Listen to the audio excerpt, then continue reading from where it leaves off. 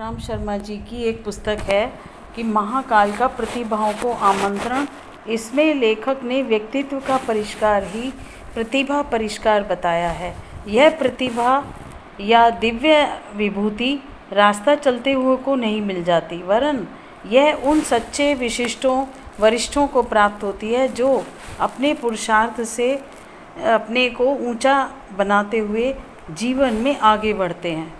स्वयं को असाधारण प्रतिभा का धनी कहलाते हैं, जो इस स्तर का सिद्ध करते हैं कि वे मात्र दैवीय अनुदानों के आधार पर ही समुन्नत बनकर नहीं रह रहे हैं, अपितु उनका अपना मनोयोग व परिश्रम सहायक है। वे प्रतिभावान व्यक्ति की तुलना कभी तारागणों के बीच चंद्रमा के चमकने से करते हैं और कभी उदीयमान सूर्य से, कि इनके दर्शन होते ही सर्वत्र चेतना का नया माहौल उमड़ पड़ता है।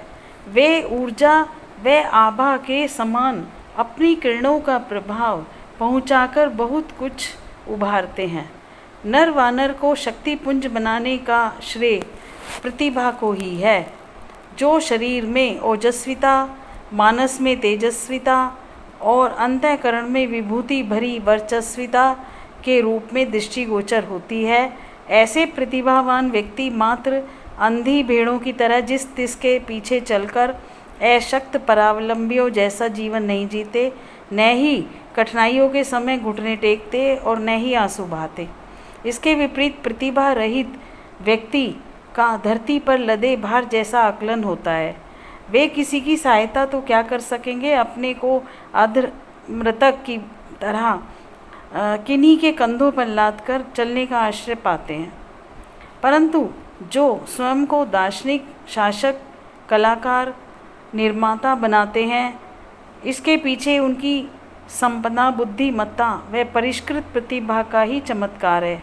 यही विभूति वह अनुकरणीय व अभिनंदनीय शक्ति है जिसकी गौरव गाथा अनेक महापुरुषों की भांति गाई जाती है।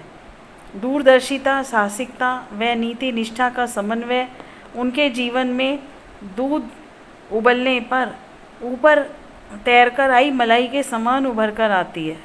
प्रतिभा ही है जो वैभव को उपार्जित नहीं करती, वरन उसके सदुपयोग के लिए उच्च स्तरीय सुझाव भी प्रदान करती है। अस्तु गुरुवर प्रतिभा से बढ़कर और कोई समर्थता नहीं बताकर प्रतिभा को उस गुलदस्ते का नाम देते हैं जिसमें आदर्शवादी प्रयोजन, सुनियोजन, व्यवस्था और साहस भरी पुरुषार्थ परायणता का समावेश हो। वे ऐसे भ्रम का भी निवारण करते हैं कि कोई भी ऐसे प्रगतिशील अवांछनीय हथकंडे अपनाने वाले आतंकियों जैसों को प्रतिभावान ना मान बैठे। वे उनकी चर्चा करते हैं जो बुद्ध, गांधी, वेदव्यास, महामना मालवीय, श्रद्धानंद, अरविंद जैसे अनेक विभूतिवानों के सानिध्य पाकर प्रतिभावान बने, स्वयं को राष्ट्रहित में समर्पित कर दिया। अनेक महारथियों के दृष्टांतों से भी लेखक ने समझाया है कि किस प्रकार इन प्रतिभावानों ने अपने युग की परिस्थितियों को ठीक किया है। उन्होंने इस पुस्तक में प्रतिभा द्वारा किस प्रकार दैवी अनुदान वरदान मिलते हैं, अग्रगामी आदर्शवादी की पीठ पर सदा सर्वशक्तिमान सत्ता का हाथ कैसे रहता है और किस प्रकार अब नवसृजन योजना को पूरा करने के लिए कौन कौन सी अग्रगमन का साहस रखने वाली कौन सी परिष्कृत आत्माओं की महाकाल को आवश्यकता पड़ेगी, विचार दिए हैं।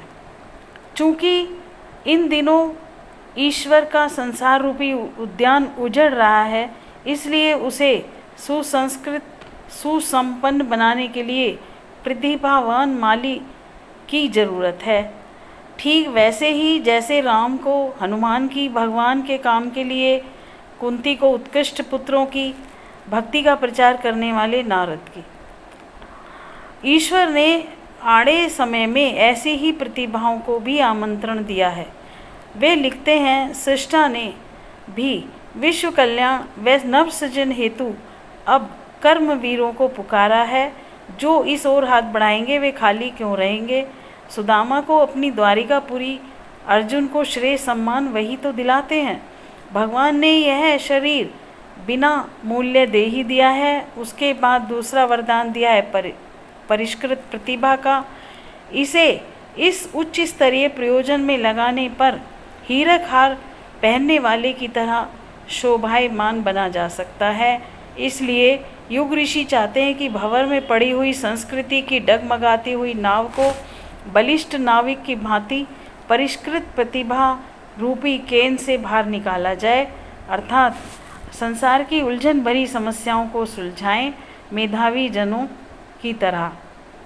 उन्होंने संभावना भी दर्शाई है कि हो सकता है संचित अनाचारों का विस्फोट इन्हीं दिनों हो। नहीं रोका गया तो महायुद्ध भी हो सकता है।